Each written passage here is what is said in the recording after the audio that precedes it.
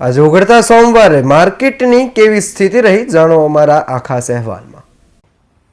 નમસ્કાર દર્શક મિત્રો, શેર બજારમાં સપ્તાહનો પ્રથમ દિવસ સોમવારે બજાર સુધરીને આવ્યું છે.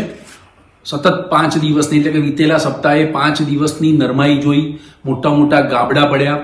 સેન્સેક્સ અને નિફ્ટી સળંગે સળંગ 5 દિવસ માઇનસ આવ્યા. એટલે આ સપ્તાહે સોમવારે માર્કેટમાં એક પ્રત્યાઘાતી સુધારો જોવાયો છે. ટેકનિકલી હાઈલી ઓવરસોલ્ડ હતું. આપણે અગાઉના વિડીયોમાં પણ કહ્યું હતું કે હાઈલી ઓવરસોલ્ડ પોઝિશન છે. ગમે ત્યારે માર્કેટમાં એક ટેકનિકલ રિએક્શન આવે તેવી એક શક્યતા છે, જે ટેકનિકલ રિએક્શન આજે આવ્યું છે. તો મિત્રો, આ પ્રત્યાઘાતી સુધારામાં કેટલો વિશ્વાસ મૂકી શકાય? અને એફઆઈઆઈ ફરીથી વેચવાલ થઈ છે. તો શા માટે એફઆઈઆઈ ફરીથી વેચવાસ આવી છે માર્કેટમાં? કારણ કે નાતાલ એન્ડિંગનો સમય શરૂ થયો છે. તો આ બધા સવાલના જે જવાબ છે આપણે આ વિડીયોમાં મેળવીશું. આપ આ વિડીયો અંત સુધી નિહાળજો. મિત્રો, ઇન્વેસ્ટિંગ A to Z માં તમારું સ્વાગત છે. હું ભરત પંચાલ. સૌપ્રથમ જોઈએ આજના બજારની ચાલ. તો મુંબઈ શેર બજારનો જે સેન્સેક્સ છે એ આજે 78,488 ખુલ્યો. ત્યાં તે શરૂમાં સામાન્ય ઘટ્યો, 78,189 થયો.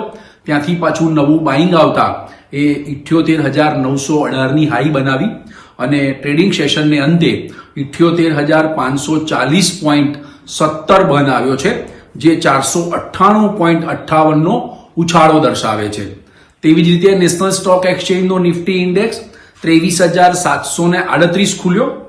શરૂઆતમાં એ ઘટ્યો, 23,647 થયો. ત્યાંથી નવું બાઇંગ આવતા એ વધ્યો, 23,869ની દિવસની નવી હાઈ બનાવી અને એ ટ્રેડિંગ સેશનને અંતે 23,753.45નું ક્લોઝિંગ આવ્યું છે, જે 165.95નો ઉછાળો દર્શાવે છે. એટલે મિત્રો, બજાર પ્રત્યાઘાતી સુધારો આવ્યો. સેન્સેક્સમાં 498 પોઈન્ટ અને નિફ્ટીમાં 165 પોઈન્ટનો ઉછાળો આવ્યો. માર્કેટ સુધરીને આવ્યા, પણ એડવાન્સ ટેકલાઇન રેશિયો નેગેટિવ. જુઓ, 1130 સ્ટોકના ભાવ વધીને આવ્યા, તેની સામે 1703 સ્ટોકના ભાવ ઘટીને આવ્યા છે અને 86 સ્ટોક છે અનચેન્જ રહ્યા છે. નિફ્ટી 50ની વાત કરીએ તો નિફ્ટી 50માં 32 સ્ટોક વધ્યા છે અને 18 સ્ટોક ઘટીને આવ્યા છે. 46 સ્ટોક છે એ 52 વીક હાઈ ઉપર બંધ છે અને તેની સામે 82 સ્ટોક છે એ 52 વીક લો નીચે બંધ આવ્યા છે. આજે 85 સ્ટોકમાં અપર સર્કિટ આવી અને 113 સ્ટોકમાં લોઅર સર્કિટ આવી.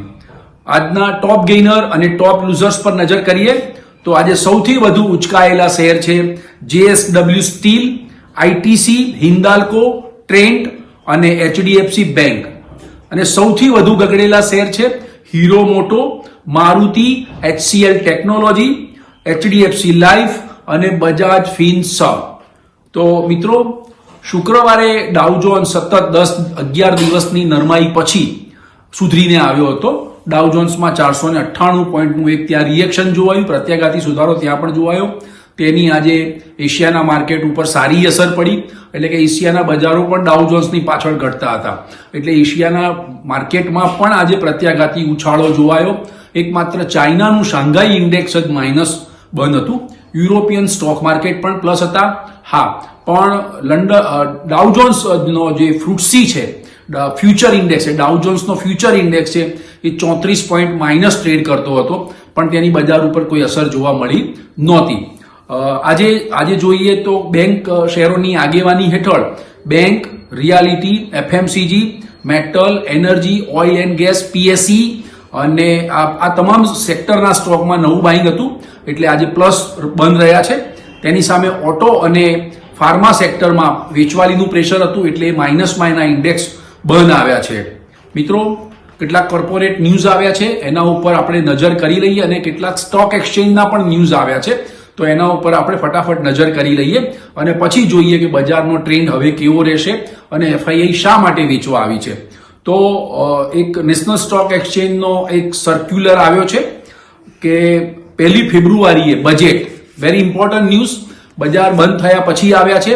1 ફેબ્રુઆરીએ સેન્ટ્રલ ગવર્મેન્ટનું બજેટ રજૂ થવાનું છે, એટલે શનિવારે બજાર બંધ હોય છે, પણ નેશનલ સ્ટોક એક્સચેન્જે સર્ક્યુલર બહાર પાડીને કહ્યું છે કે બજાર તે દિવસે ચાલુ રહેશે, જે રેગ્યુલર ટાઈમ છે 9:30 થી 3:30, એટલે બજેટના દિવસે બજેટની ટ્રેડિંગ સેશન ચાલુ રહેશે.